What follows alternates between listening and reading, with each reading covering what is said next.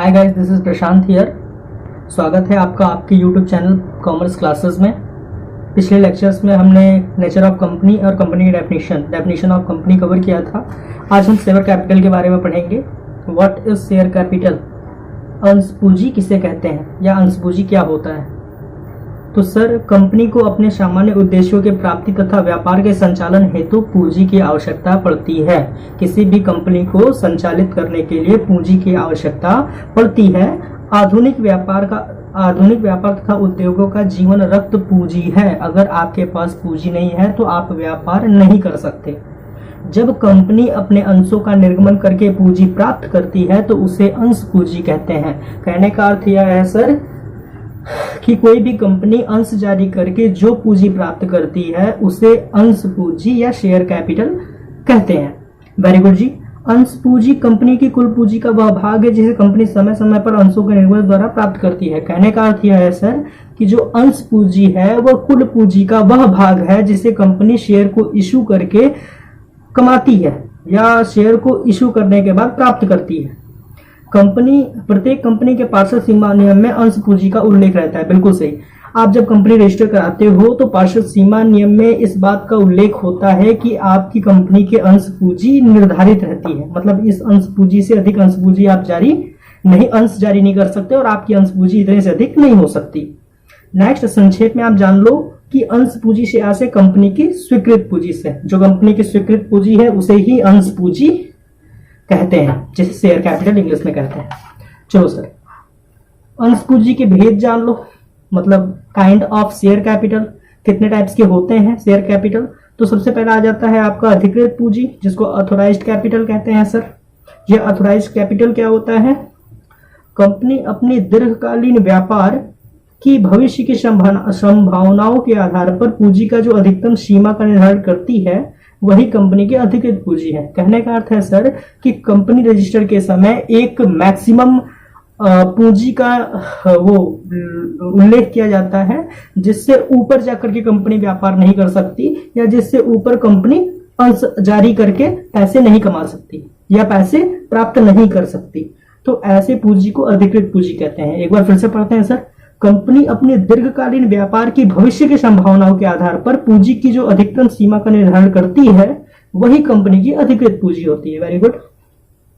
इस पूंजी के साथ कंपनी का पंजीकरण करने के कारण इसे पंजीकृत पूंजी या अधिकृत पूंजी कहते हैं। कंपनी इस पूंजी से कम पूंजी के लिए अंश निर्गमित कर सकती है, अतः इसे नाम मात्र पूंजी भी कहा जाता है। कहने का अर्थ यह है सर कि आपके पास अगर 10 रुपए हो तो आप उससे कम कितना भी खर्च कर सकते हो। आप 6 रुपए खर्च कर सकते हो, 7 रुपए खर्च कर सकते हो, 9 रुपए खर्च कर सकते हो, लेकिन आप 11 रुपए खर्च नहीं कर सकते। तो सेम प्रोसेस इसमें भी है। कहने का अर्थ है कि कंपनी की जो अधिकृत पूंजी है वो आपकी 20 लाख रुपए है, तो आप 20 लाख रुपए से ऊपर का मतलब अंश वितरित करके पैसे प्राप्त नहीं कर सकते। इसका अधिकार नहीं है। नेक्स्ट क्या है सर?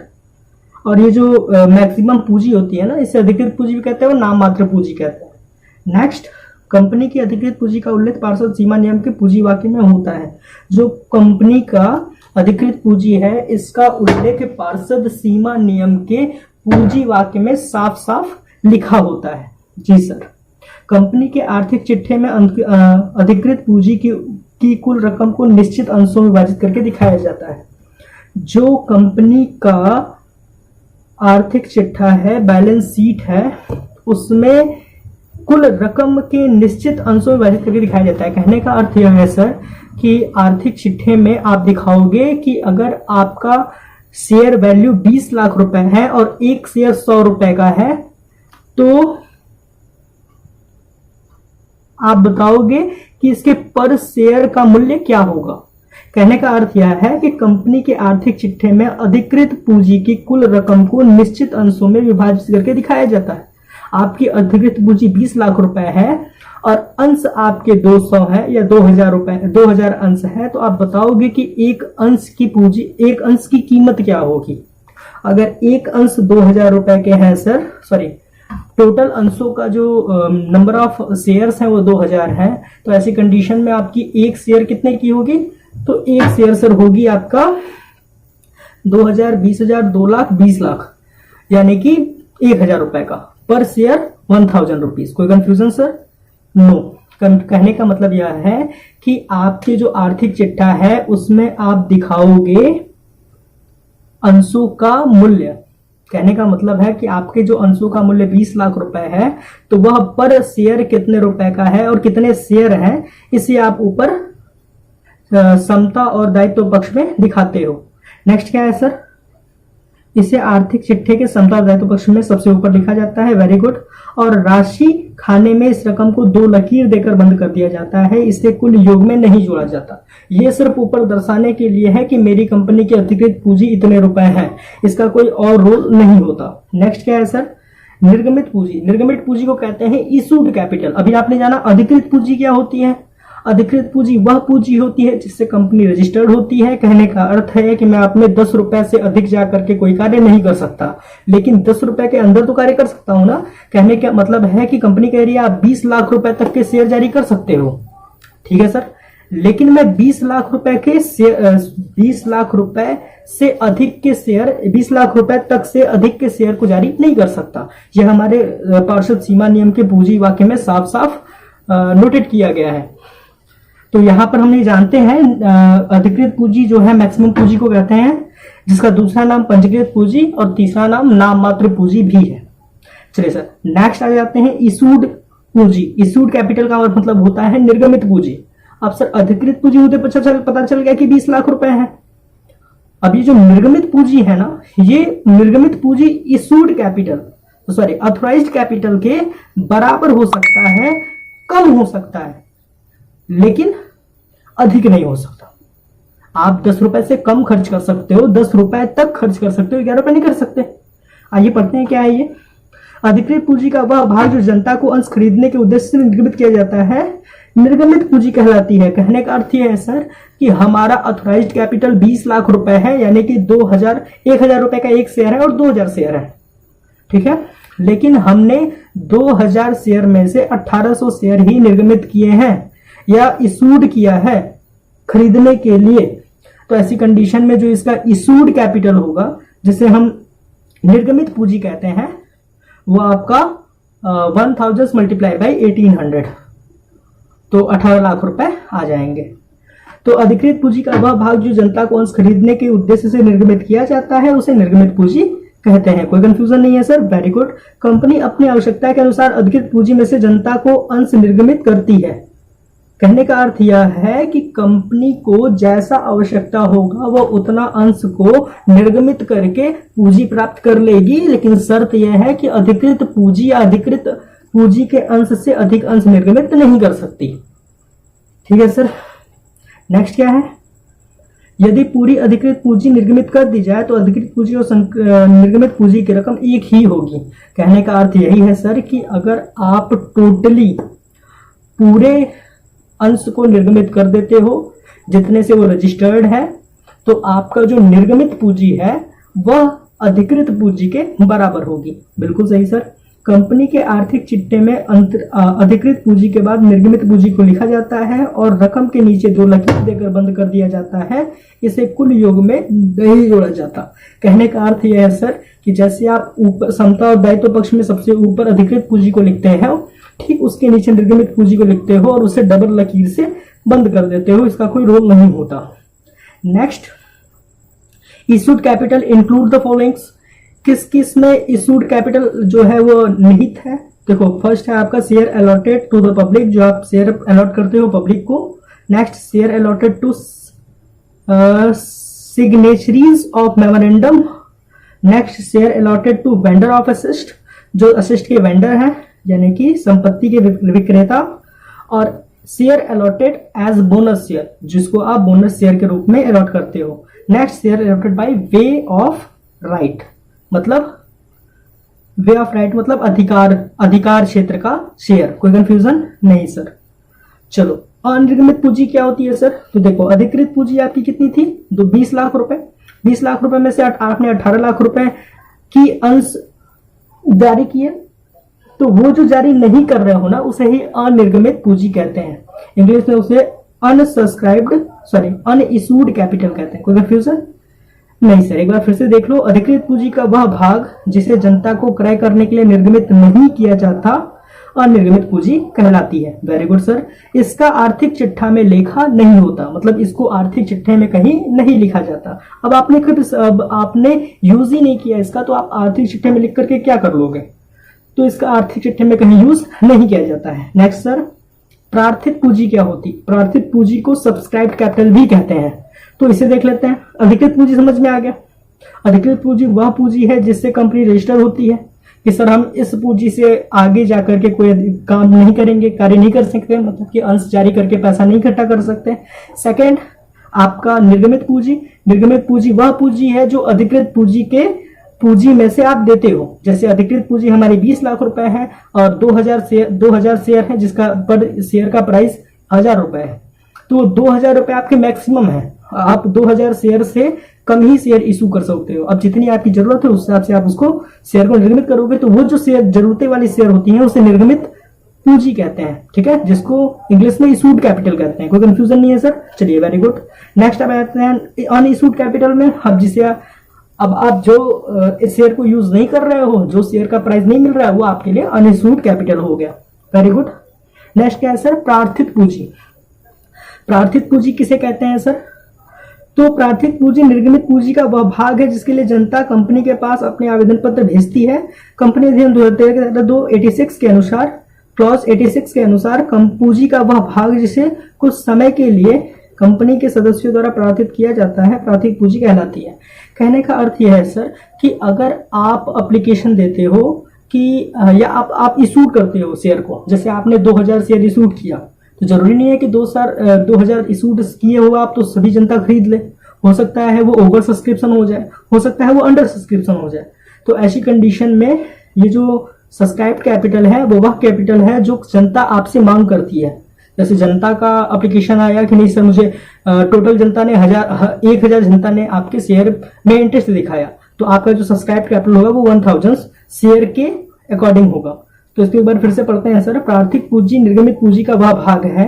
प्रार्थिक पूंजी निर्गमित पूंजी जो आप निर्गमित कर रहे हो उसका वह भाग है जिसके लिए जनता कंपनी के पास आवेदन पत्र भेजती है। बिल्कुल सही जी। कंपनी अधिनियम 2013 की धारा 2 मतलब कंपनी एक्ट 2013 सेक्शन 2 क्लॉज 86 के अकॉर्डिंग पूंजी का वह भाग जिसे कुछ समय के लिए कंपनी के सदस्यों द्वारा प्रार्थित किया जाता है या कंपनी के सदस्यों के द्वारा सब्सक्राइब किया जाता है उसे प्रार्थिक पूंजी कहते हैं। कोई कंफ्यूजन नहीं है सर? नेक्स्ट आगे बढ़ते हैं। अब प्रार्थिक एवं ये भी देखो, ये दो तरह के होते हैं प्रार्थिक पूंजी। देखो, प्रार्थिक पूंजी चिट्ठे में निम्न शीर्षकों के अंतर्गत दिखाई जाती है। प्रार्थिक एवं पूर्णदत्त। प्रार्थिक एवं पूर्णदत्त का मतलब ये होता है सर कि जनता ने इतने शेयर में इंटरेस्ट दिखाया और इतने शेयर का पैसा पूरा फुल्ली पेड कर दिया, तो ये होता है प्रार्थिक एवं पूर्णदत्त। और आपने जनता ने इंटरेस्ट दिखाया कि मुझे 1000 शेयर चाहिए, लेकिन उसने उसका पूरा पैसा पेड नहीं किया, तो ये होता है कि प्रार्थिक लेकिन पूर्णदत्त नहीं। समझ में आया? तो ये दोनों को एक एक करके समझते हैं सर। पहले हमने बताया आपको प्रार्थिक पूंजी। प्रार्थिक पूंजी वह होती है जिसमें जो जनता इंटरेस्ट दिखाती है खरीदने के लिए। अब प्रार्थिक पूंजी भी दो तरह के होते हैं, एक कहते हैं प्रार्थिक एवं पूर्णदत्त, जिसे इंग्लिश में कहते हैं sir subscribed and fully paid. तो सर देखो, जब कंपनी अंश का पूर्ण अंकित मूल्य मांग लेती है, जब कंपनी अपने अंश का पूर्ण अंकित मूल्य मांग लेती है और यह मूल्य अंशधारियों द्वारा पूर्ण रूप से भुगतान कर दिया जाता है, ठीक है। जैसे कंपनी ने अंश का मूल्य मांगा, जैसे 2000 शेयर है, एक शेयर का जो मूल्य है वो आपका 1000 रुपए है और जनता ने उस 1000 रुपए को फुल्ली पेड कर दिया, तो ऐसे शेयर को आप कहोगे पूर्णदत्त, प्रार्थिक एवं पूर्णदत्त। प्रार्थित एवं पूर्णदत्त का मतलब होता है सब्सक्राइब्ड एंड फुल्ली पेड। कोई कंफ्यूजन नहीं है सर? चलिए, सेकंड आ जाता है प्रार्थित लेकिन पूर्णदत्त नहीं। प्रार्थित है लेकिन पूर्णदत्त नहीं है। कहने का अर्थ यह है sir subscribed but not fully paid. जब कंपनी अंश का पूर्ण अंकित मूल्य मांग लेती है किंतु अंशधारी अंश के मांगे गए मूल्य का कुछ भाग नहीं चुका पाते, तब इसे प्रार्थित लेकिन पूर्णदत्त नहीं पूंजी कहा जाता है। अंश का मूल्य 1000 रुपए है, कंपनी ने 1000 रुपए मांगा, लेकिन जो शेयर होल्डर्स हैं उन्होंने 1000 रुपए नहीं दिया, हो सकता है उन्होंने सिर्फ आवेदन का पैसा दिया हो सकता है उन्होंने सिर्फ आवंटन का पैसा दिया हो, या हो सकता है उन्होंने फर्स्ट कॉल का दिया हो, सेकंड कॉल का न दिया हो। तो ऐसी कंडीशन में आप कहोगे प्रार्थिक लेकिन पूर्णदत्त नहीं, subscribe but not fully paid. Clear है सर? प्रार्थिक पूंजी में दो तरह की पूंजी है, प्रार्थिक एवं पूर्णदत्त, और सेकंड है प्रार्थिक पर पूर्णदत्त नहीं। फोर्थ नंबर आ जाते हैं याचित पूंजी, जिसको कहते हैं कॉल्ड अप कैपिटल। देखिए सर, प्रायः कंपनियां अंशों का पूरा मूल्य एक साथ नहीं मांगकर कई किस्तों याचनाओं में मांगती है। जी सर, बिल्कुल सही। जो कंपनियां होती है ना, वह अपने अंश के सारे मूल्य को एक साथ नहीं मांगती। अब एक साथ किसी से सारा पैसा मांगोगे तो हो सकता है उसको देने में ज्यादा बर्डन हो ना दे पाए। तो ऐसी कंडीशन में कंपनियां करती क्या है, तो उसे कॉल्ड अप में डिवाइड कर देती हैं। जैसे कंपनी ने एप्लीकेशन जारी किया कि मैं 2000 शेयर को मतलब जो है बेचना चाहती हूँ, उस पर ये लाभांश है। तो आप क्या करोगे, देखोगे अच्छा लाभांश अच्छा मिल रहा है, चलो ठीक है ले लेते हैं, लेकिन आवेदन पे क्या कह रहा है ये। तो सर आवेदन का मतलब होता है जब आप इसको आवेदन करोगे, एप्लीकेशन करोगे, तो आपको एप्लीकेशन के समय 1000 शेयर का 200 रुपए देना होगा। आपने कहा ठीक है 200 रुपए दे दूंगा, ऐसे ये तो रहेगा ना कि ये जो मेरा शेयर है ये मेरे नाम से अलॉट हो जाएगा, सॉरी मैंने इसके लिए आवेदन कर दिया है। Very good. सेकंड क्या होता है सर, अलॉटमेंट। अलॉटमेंट के लिए बहुत सारी कंपनियां ऐसी होती हैं जो अलॉटमेंट पे जो रिमेनिंग पार्ट्स के पैसे हैं वो सारे मांग लेते हैं। कुछ ऐसे होते हैं जो कहते हैं 200 आपने आवेदन पे दे दिया, एप्लीकेशन पे दे दिया, तो अब आवंटन पे आप काम करो 300 रुपए दे दो। चलो ठीक है सर, 500 रुपए आवंटन तक क्लियर हो गए, मतलब अंश मेरे पास आ गए और 500 रुपए मेरे खाते से चले गए, या मैंने 500 रुपए पेड कर दिया, कोई कंफ्यूजन नहीं है सर। अब जो रिमेनिंग आपका पैसा है ना, वो आपको डिफरेंट कॉल्स में मांगते हैं। जैसे फर्स्ट कॉल पे 200, सेकंड कॉल पे, थर्ड कॉल पे, मिनिमम थर्ड कॉल तक हो सकता है। तो आवेदन, आवंटन, प्रथम याचना, द्वितीय याचना, तृतीय याचना, कोई कंफ्यूजन नहीं है सर। चलिए, तो ये जो याचित पूंजी है ना, इसको कॉल्ड अप कैपिटल कहते हैं। प्रायः कंपनियां अंशों का पूरा मूल्य एक साथ नहीं मांगकर कई किस्तों याचनाओं में मांगती हैं। प्रार्थिक पूंजी का वह भाग जिसे कंपनी अपने अंशधारियों से मांगती है याचित पूंजी कहलाती है। प्रार्थिक पूंजी 1000 रुपए है, उसमें से जो मूल्य कंपनी मांगती है अपने शेयर होल्डर से, उसे याचित पूंजी कहते हैं। दूसरे शब्दों में कंपनी के द्वारा याचनाओं पर मांगी जाने वाली राशि याचित पूंजी कहलाती है। बिल्कुल सही सर, जो याचनाओं में कंपनी मांग रही है पैसा उसे याचित पूंजी कहते हैं। बिल्कुल सही, जिसको इंग्लिश में कॉल्ड अप कैपिटल कहते हैं। यदि सभी प्रार्थिक पूंजी की याचनाएं मांग ली जाती हैं, प्रार्थिक पूंजी का मतलब होता है जितने भी आपके शेयर के पैसे हैं, अगर वो सारे पेड हो गए, सारे मिल गए हमें, तो प्रार्थिक पूंजी और याचित पूंजी एक समान होती है। सब्सक्राइब कैपिटल और कॉल्ड अप कैपिटल दोनों की वैल्यू क्या हो जाती है, सेम। 1000 रुपए का शेयर था, 1000 रुपए घर पे आ गया, मतलब सॉरी कंपनी ने ले लिया, तो इसका कंडीशन मतलब यह है कि प्रार्थिक पूंजी और कॉल्ड अप कैपिटल दोनों क्या है सर, सेम है। नेक्स्ट क्या है सर, कंपनी के आर्थिक चिट्ठे में याचित पूंजी सेम है। यदि सभी प्रार्थिक पूंजी की याचनाएं मांग ली जाती है तो प्रार्थिक पूंजी और याचित पूंजी एक समान हो जाती है। Very good. कंपनी के आर्थिक चिट्ठे में इसे प्रार्थिक पूंजी के बाद दिखाते हैं, कुल योग में नहीं जोड़ते। कहने का अर्थ है सर कि जो कंपनी का आर्थिक चिट्ठा है ना, सबसे पहले आप दिखाते हो उसमें क्या, अधिकृत पूंजी, फिर आप निर्गमित पूंजी, फिर प्रार्थिक पूंजी। तो इसे प्रार्थिक पूंजी के बाद दिखाया जाता है, ठीक है, जिसको कहते हैं याचित पूंजी या कॉल्ड अप कैपिटल। तो कंपनी के आर्थिक चिट्ठे में इसे प्रार्थिक पूंजी के बाद दिखाते हैं और कुल योग में नहीं जोड़ते हैं। जो आपका कुल योग है उसमें आप इसे ऐड नहीं करते हो। नेक्स्ट सर, चुकता पूंजी, इसको पेड अप कैपिटल कहते हैं। आपने मांगा कॉल्ड अप कैपिटल, उन्होंने पेड कर दिया पेड अप कैपिटल, कोई कंफ्यूजन नहीं है। एक बार इसको भी रीड कर लेते हैं सर। याचित पूंजी का वह भाग जो कंपनी द्वारा वास्तव में अपने हिस्सेदारियों से नकद प्राप्त करती है उसे चुकता पूंजी या याचित पूंजी कहते हैं। कोई कंफ्यूजन नहीं है सर। चलिए, वेरी गुड। दूसरे शब्दों में कंपनी के द्वारा विभिन्न याचनाओं पर मांगी गई राशि में से जो राशि अंशधारियों से भुगतान स्वरूप प्राप्त होती है, वेरी गुड, वह चुकता पूंजी है।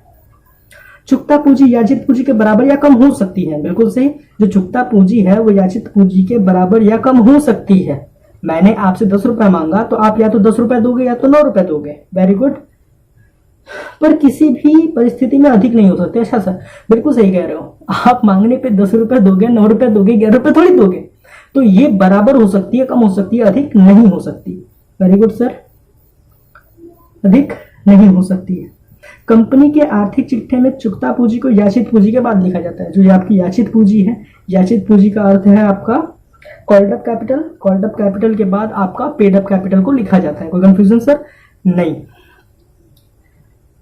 और इसे अन्य मदों के साथ जोड़ दिया जाता है। बिल्कुल सर, अन्य जो मद है उसमें इसको ऐड कर देंगे। अन्य मद क्या क्या है आगे पढ़ेंगे। कंपनी अधिनियम 2013 की धारा 264, कंपनीज एक्ट 2013 सेक्शन 2 क्लॉज 64 के अकॉर्डिंग चुकता अंश पूंजी का आशय निर्गमित अंशों पर भुगतान के रूप में प्राप्त राशि। जो चुकता अंश पूंजी है सर, इसका आशय यह है जो निर्गमित अंश है के भुगतान में प्राप्त राशि तथा कंपनी के अंशों के संबंध में भुगतान की गई राशि के रूप में जमा की गई राशि के योग से है। कहने का अर्थ यही है सर कि जो आप पैसे प्राप्त कर रहे हो अपने अंशधारियों से, उसे ही आप चुकता पूंजी कहोगे। ये चुकता पूंजी जो है वो याचित पूंजी के बराबर हो सकती है, कम हो सकती है, लेकिन अधिक नहीं हो सकती। नेक्स्ट बोल देते हैं संचित पूंजी। संचित पूंजी को कहते हैं सर रिजर्व कैपिटल। ये रिजर्व कैपिटल क्या होता है इसको भी पढ़ लेते हैं सर। कंपनी अधिनियम 2013 की धारा 65 के अनुसार एक असीमित दायित्व वाली कंपनी जिसके पास अंश पूंजी है, कहने का अर्थ है सर कि मैंने एक दुकान खोला या मैंने एक ऐसी कंपनी खोली जिसमें मेरा घर का बहुत सारी चीजें जा सकती हैं अगर कंपनी घाटे में जा रही है तो ऐसी कंडीशन में कंपनी अधिनियम 2013 की धारा 65 के अनुसार एक असीमित दायित्व वाली कंपनी जिसके पास अंश पूंजी है, सीमित दायित्व वाली कंपनी के में परिवर्तन के समय संचित पूंजी रख सकती है। कहने का अर्थ है मैं असीमित दायित्व वाली कंपनी से जुड़ा हूं या असीमित दायित्व वाली कंपनी के शेयर्स मेरे पास हैं, और जब वो सीमित दायित्व में जाती है तो हमें हमारी क्या क्या चीजें मतलब नष्ट हो जाए, क्या क्या चीजें रेड्यूस हो जाएंगे, इसके बारे में पढ़ते हैं।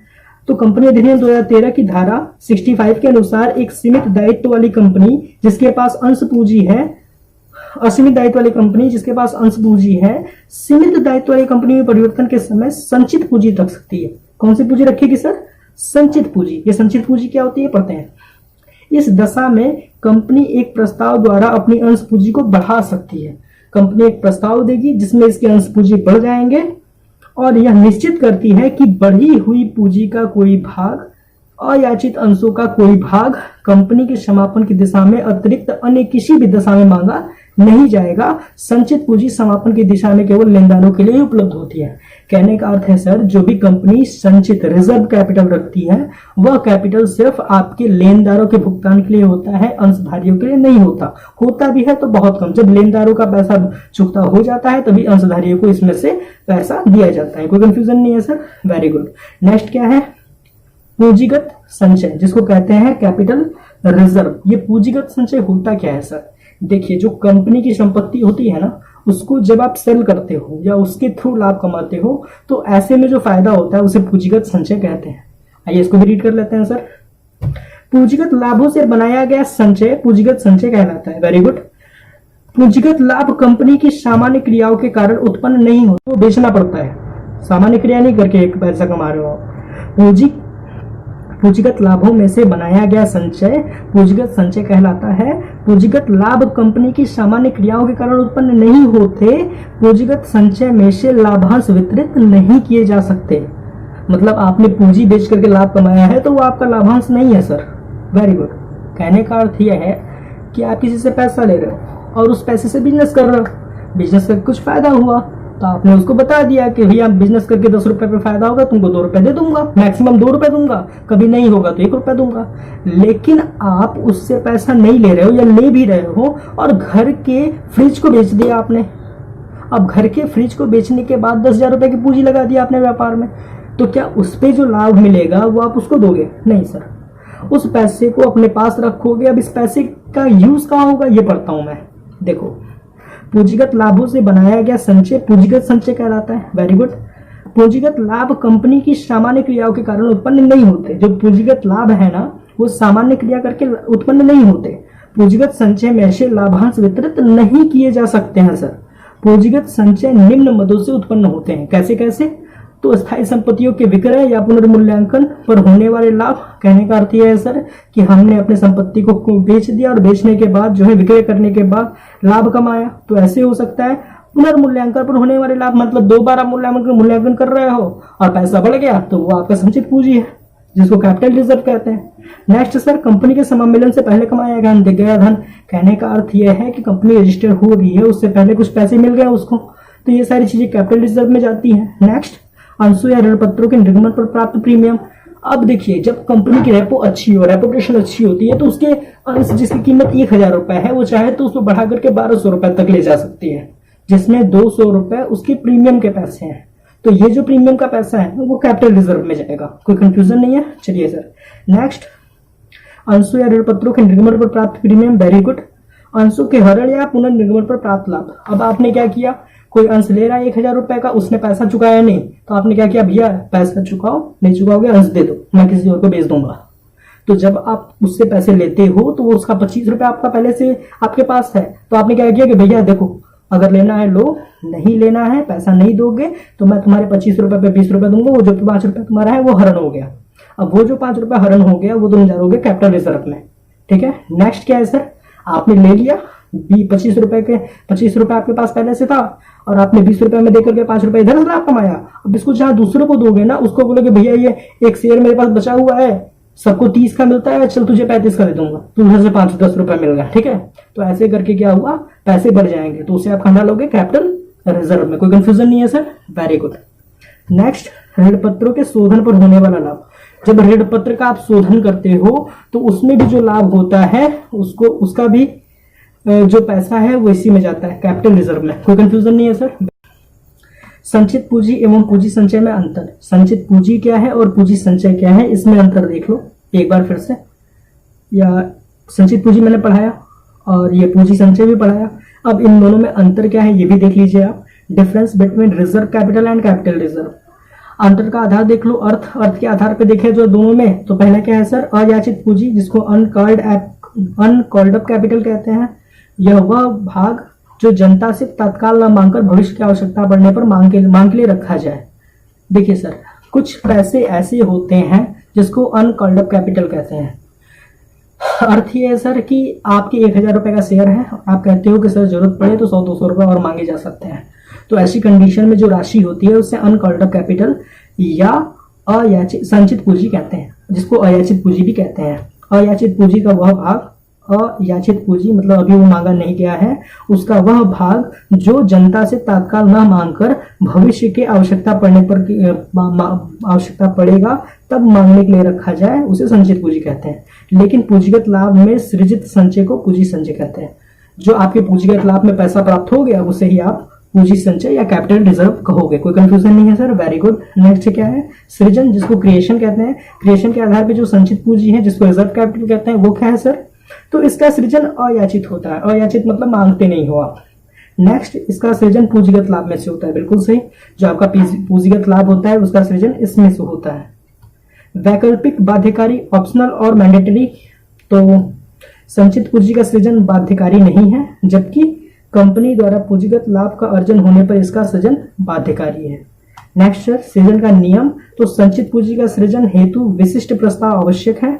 जो संचित पूंजी का रिजर्व है, जो संचित पूंजी का सृजन है, उसके लिए आपका विशिष्ट प्रस्ताव आपके लिए आवश्यक है, जबकि पूंजी संचय के लिए विशिष्ट प्रस्ताव का आवश्यक कोई नहीं है।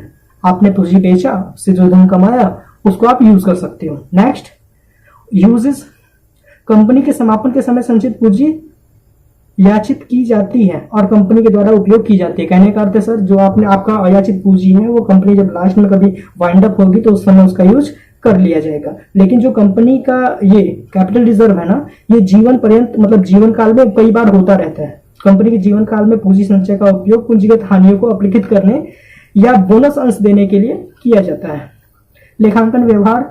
लेखा बहियों में संचित पूंजी के संबंध में लेखांकन नहीं किया जाता। लेखांकन व्यवहार का अर्थ क्या है सर, या लेखांकन व्यवहार को देखते हुए कैपिटल रिजर्व कैपिटल का रोल क्या है। तो जो लेखांकन व्यवहार है मतलब अकाउंटिंग ट्रीटमेंट, उसमें सर लेखा बहियों में संचित पूंजी के संबंध में लेखांकन नहीं किया जाता। कहने का अर्थ है जो रिजर्व कैपिटल है उसका लेखा बहियों में संचित पूंजी के संबंध में कोई लेखांकन नहीं किया जाता है। लेकिन जो रिजर्व कैपिटल रिजर्व है, जो संपत्तियों को बेचने के बाद या फिर ऐसे तरीकों से लाभ होता है जो कि वैधानिक है, मतलब किसी प्रकार से गलत नहीं है, वो कंपनी के ही रूल और रेगुलेशन को फॉलो करके किया जाता है, तो ऐसे लेखा बहियों में पूंजी संचय का लेखांकन होता है। कोई कंफ्यूजन नहीं है सर? Very good. नेक्स्ट, उपयोग का समय। कंपनी के ये जो कैपिटल रिजर्व है इसका उपयोग मैंने बताया था, समापन के समय करते हैं, पढ़ भी लेते हैं। समापन के समय इसका व्यवहार किया जा सकता है, वेरी गुड। कंपनी के जीवन काल में इसका उपयोग किया जा सकता है, ये भी सही है सर। जो रिजर्व कैपिटल है, रिजर्व कैपिटल को कहते हैं संचित पूंजी। इस संचित पूंजी का यूज आप करते हो कंपनी के समापन के समय, जबकि पूंजी संचय जिसको कैपिटल रिजर्व कहते हो, इसका यूज आप जीवन काल में, जीवन मतलब कंपनी के जीवन काल में इसका उपयोग मतलब किया जा सकता है या होता है। कोई कंफ्यूजन नहीं है सर? तो यहां तक अच्छे से रिवाइज करो। कंपनी के आर्थिक चिट्ठे में अंश पूंजी का प्रदर्शन हम लोग कल पढ़ लेंगे। Thank you, take care, good bye.